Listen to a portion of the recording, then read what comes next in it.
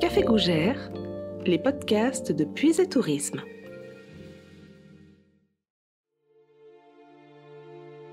Bonjour amis auditeurs, vous reconnaissez maintenant ma voix. Aujourd'hui, je vous conduis dans un lieu singulier, au Centre d'art contemporain de Fontenoy.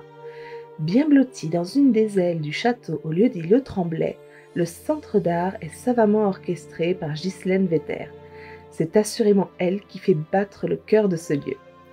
Bonjour Ghislaine. Bonjour, bonjour. L'histoire de ce centre d'art, comme toutes les belles histoires, débute par une amitié forte entre deux hommes. Absolument. Alors, c'était la rencontre en fait de deux artistes dans les années 60, il y a quelques années. Voilà, un avait 20 ans et l'autre en avait 35. Vous voyez, ils se rencontrent. Donc, Jean-Louis Vetter, qui après fut mon mari, était très jeune quand il est arrivé ici. Et Fernand Rollin habitait déjà ici avec ses parents. Donc voilà, c'est une rencontre d'artistes. L'un était poète, peignait pas tout à fait encore, je parle de Fernand Rollin. Quant à mon mari, il était dans la musique et ça avait sorti un peu de ce milieu, je veux dire, très paysan dont il sortait. Voilà. Donc ils se sont rencontrés par la culture, on va dire. Donc la culture les a regroupés, les a fait se rencontrer. Fernand Rollin était d'ici ou... Oui, il était en fait au Sirois, mais ses parents sont venus se réfugier un petit peu ici, après que son père ait été gazé à la guerre de 14, je crois, c'est ça, voilà. Donc ils sont venus se réfugier ici, au Grand Air de la Puisée. Au Grand Air de la Puisée. Et du coup, celui qui deviendra votre époux est arrivé ici par hasard. Comment ça s'est passé? Ils se sont rencontrés parce qu'ils avaient restauré, je crois, il y a dû y avoir une histoire autour du clocher de Fontenoy. Donc, tous les artistes du coin sont venus participer et se sont rencontrés comme ça. Voilà, ils ont fait un peu quelque argent pour justement que le clocher soit rétabli, restauré. D'accord, donc c'est la Puisée. C'est la Puisée, on est en pleine Puisée avec deux artistes, finalement, un très poyaudin, Jean-Louis, et l'autre au Sirois, mais après il est venu s'installer par ici aussi. Voilà. D'accord, donc c'est la Puisée, l'art, la culture, le patrimoine qui les a réunis. Tout à fait. D'accord. Et donc, une troisième personne vient compléter l'histoire de ce lieu. Pouvez-vous nous raconter la fabuleuse histoire de Manjeanne? Alors, Manjeanne, en fait, c'est la maman de mon mari, Jean-Louis Vetter. Elle a eu une vie très compliquée et en même temps très pauvre. Elle a été abandonnée à la naissance, donc elle s'est retrouvée placée ici dans Lyon. Elle a été placée à Ouanne, pas très loin, toujours en Puisée, vous voyez. Et là, j'étais un facteur qui en même temps était sabotier. Donc il avait deux métiers et plus tard on retrouvera d'ailleurs dans les tableaux de Manjeanne des personnages avec de jolis sabots, comme quoi elle a été marquée par son enfance. Voilà, donc elle a été mise on va dire, comme on disait, l'assistante sociale à l'époque, a laissé cet enfant ici à Ouanne. Voilà, elle a été à l'école comme tous les gamins et arrivée à 10-12 ans, eh bien on l'a envoyée au travail. Donc elle s'est retrouvée placée dans une ferme. Et ce fut le début d'une vie très, très dure physiquement, parce que quand les petites filles vont jouer, elles travaillaient, c'était vraiment très, très physiquement fatigant. Plus tard, elle dira je suis massacrée, vous voyez, le mot qui évoque un peu la guerre, je suis massacrée. Voilà. Elle dira plus. Mais bon, elle aura une chance de fin de vie, cette femme. Donc, elle va se marier avec Louis Vetter, qui a eu la même destinée qu'elle, abandonnée à Paris à la naissance. Et voilà, ils se retrouvent tous les deux placés dans Lyon. Et ils vont se retrouver, bien sûr. Ils vont se marier et ils auront un fils unique. Donc Jean-Louis Vetter, voilà. Et ce fils ne voudra pas être comme ses parents, il ne veut absolument pas être ouvrier agricole parce qu'il voit bien qu'ils sont très pauvres quelque part. Donc il aura des tendances artistiques qui vont se réveiller très petit. Lorsqu'il aura 5-6 ans, il commence à avoir un tout petit harmonica. Et oui, alors, avec ce petit harmonica, eh bien, il va à l'oreille rejouer tout ce qu'il avait appris à l'école. Hein. Ouais. Donc voilà, et en gardant l'unique vache de ses parents, toujours dans les chemins de la puisée. Cette vache, évidemment, il fallait la garder et la suivre. Et comme il se disait, c'est pas plus mal que je joue de la musique en même temps. C'est comme ça que c'est arrivé pour lui. Après, un peu plus tard, il a eu la chance de rencontrer une personne qui lui a donné quelques rudiments de musique. Et il a eu, dans les 15-16 ans, un petit accordéon. Et alors, là aussi, toujours à l'oreille et toujours en commençant quelques études par correspondance, il a fini par faire danser les gens au bal musette. Vous voyez comme ça se faisait à l'époque. Oui, oui, oui. Voilà. Et puis, c'est comme ça aussi qu'il a pu rencontrer certainement Fernand Rouland, puisque déjà, ça bougeait un petit peu la culture en plus. Mais il n'y a encore pas grand-chose à l'époque. Ouais. Ouais. Alors voilà, c'est Manjane. Elle va arriver vers son fils qui déjà habitait ici. Elle aura 60 ans.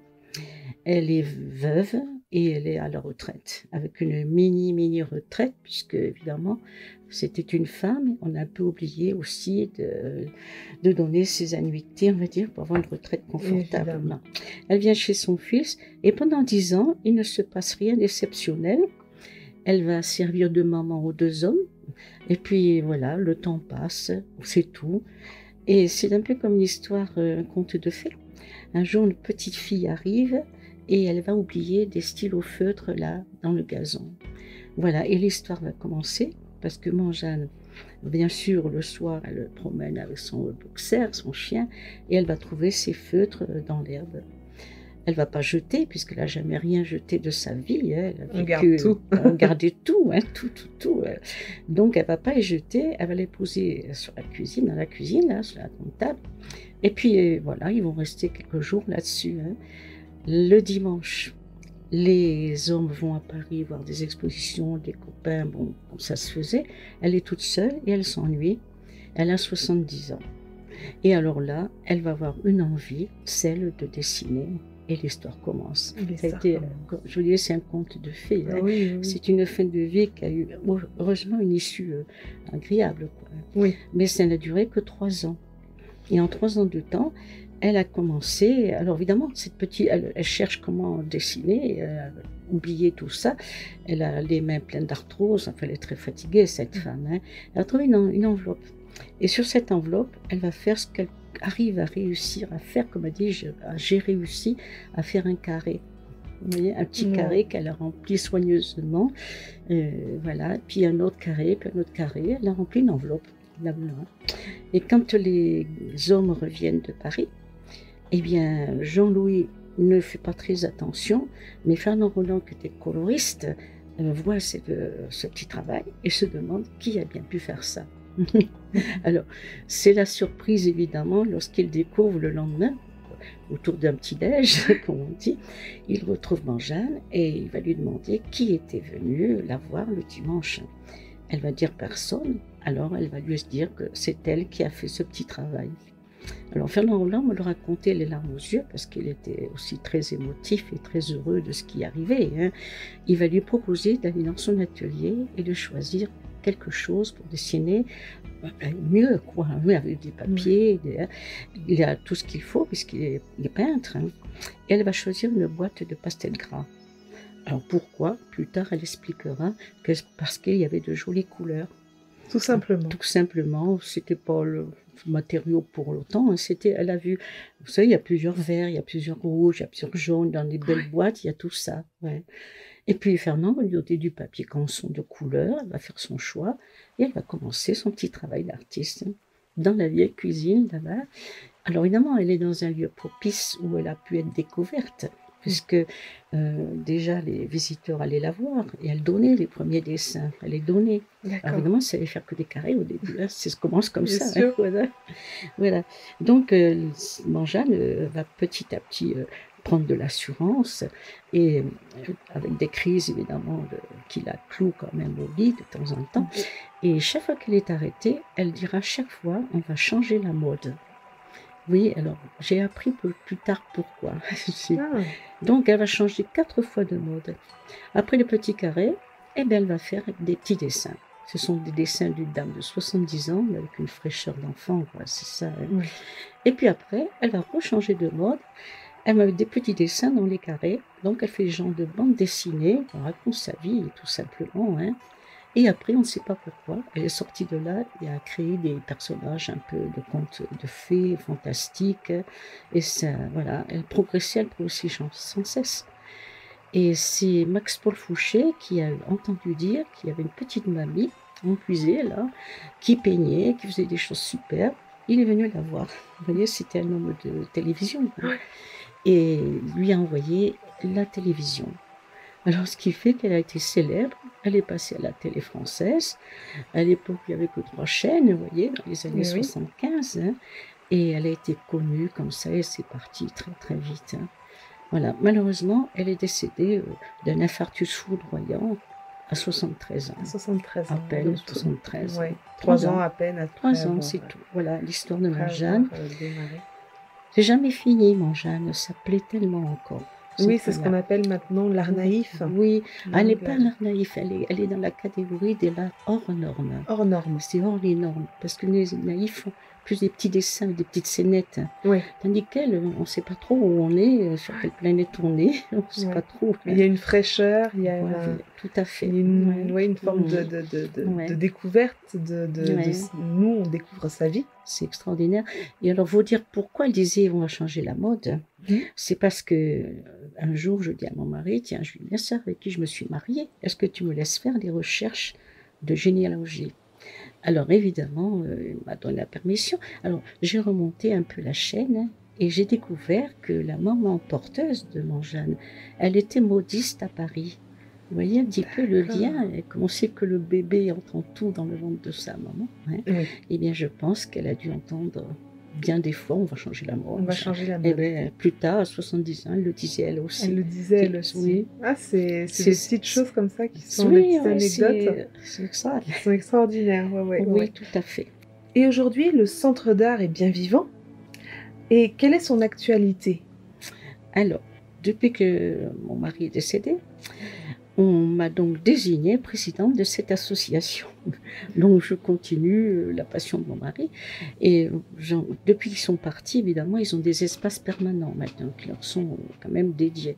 Donc il y a un espace Fernand Roland, il y a la naissance du bronze avec Jean-Louis Vetter, et puis il y a un musée Jeanne. Ça, ce sont mes 3 espaces permanents. Et puis à côté, l'espace est grand aussi, hein, donc je peux inviter les artistes. Et actuellement, j'ai invité 45 artistes. Voilà, 45 qui sont regroupés sous l'appellation Salon 2022 des artistes du Centre d'art. Voilà. Voilà, ça, c'est une création du Covid, vous voyez ça? C'est une création du Covid. Et oui, si vous voulez, je vous raconte. En 2019, bon, on a été coincés avec le Covid. En 2020, je pouvais exposer personne parce que tous les artistes venant de l'extérieur ne pouvaient pas se déplacer. Alors, ça m'embêtait qu'il ne se passe rien. Donc, un jour, j'ai une idée. Là, j'étais au soleil. Je dis, et pourquoi pas, quand même, faire une exposition avec mes artistes à moi, parce que j'ai quand même pas mal d'artistes qui sont adhérents. Hein. Ouais. Et puis voilà. Et puis, donc, voilà, ils ont accepté. Et puis avec bonheur, parce qu'ils ont exposé 100 visiteurs, il ne s'est rien passé. Et j'ai quand même fait comme si j'allais avoir des visiteurs. Donc j'ai fait toute l'installation avec l'animateur que j'avais à l'époque. On a installé 25 artistes. Et tous les jours, j'utilise les réseaux sociaux, Facebook et compagnie, le site.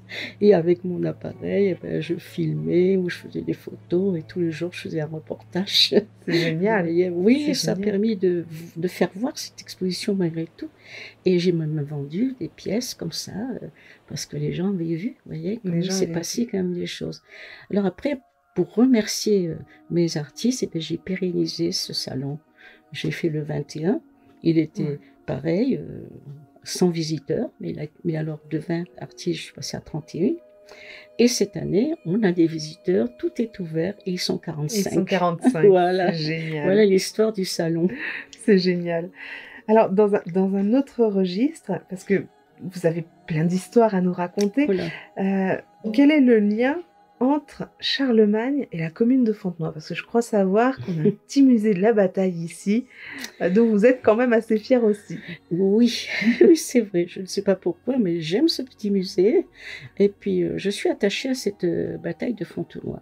Il faut dire que dans le temps, j'étais enseignante. C'est un petit passé d'enseignante qui se réveillait. Quand je suis arrivée ici, j'ai trouvé dommage qu'on ne parle pas de la bataille de Fontenoy. C'est quand même les petits-enfants de Charlemagne qui se sont disputés l'héritage du grand-père. Hein, c'est tout, ce n'est qu'une histoire d'héritage. Mais quand même, on a eu 4 rois sur le terrain, c'est pas rien. Voilà. Et c'était dommage qu'il ne se passe rien. Voilà. Il y avait déjà un petit musée qui avait été instauré par le conseil général, mais il était ouvert. Hein. C'était les gens du bar là, qui ouvraient le matin, qui fermaient le soir. Les gens entraient, faisaient ce qu'ils faisaient. Bon, il n'y avait personne qui s'en occupait quelque part, d'une façon pédagogique, quoi. Alors, comme j'étais bien avec l'instituteur du village, et qu'il était aussi un fan de la bataille de Fontenoy, on s'est bien rencontrés, il a fait faire à ses élèves une maquette qui fait 3 mètres sur 2, avec les plans d'état-major, donc ce qui fait que c'est tout à fait vrai, hein, et avec une bande de son qui a été corrigée par un professionnel, gentiment, ce qui fait que les enfants racontaient l'histoire en 7 minutes. Et c'était super, avec des petits LED qui s'allumaient au fur et à mesure du déroulement de l'action. Alors ça nous a encouragés, on a installé cette maquette là-haut, on a fermé le musée, on a cherché tout ce que l'on pouvait et on a fait un petit musée, je pense, bien intéressant. Voilà.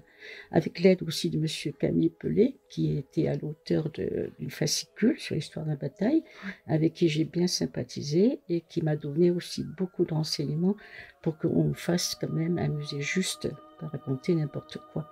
Voilà. Alors c'est vrai que j'aime ce petit musée et puis j'attends avec impatience qu'il soit un peu plus grand. Un petit peu plus grand. Oui, parce que c'est prévu. Voilà, et actuellement il est au centre du village, juste en face du fameux trône de Charlemagne, donc, qui est une sculpture on l'a mis là, qui est juste là, près de l'église. Mm-hmm.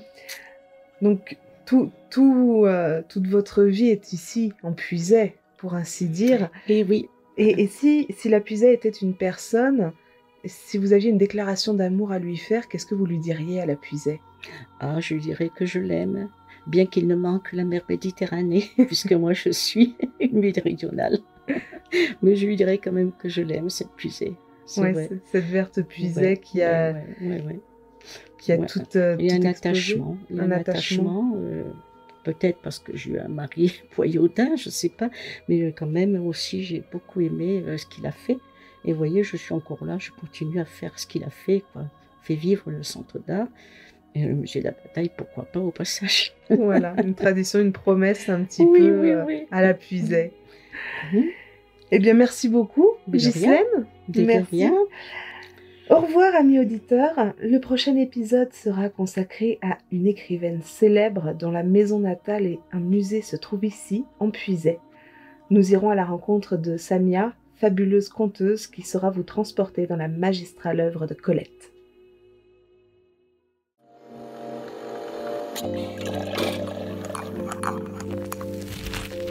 C'était Café Gougère. Merci de votre écoute et retrouvez-nous lors de notre prochain podcast.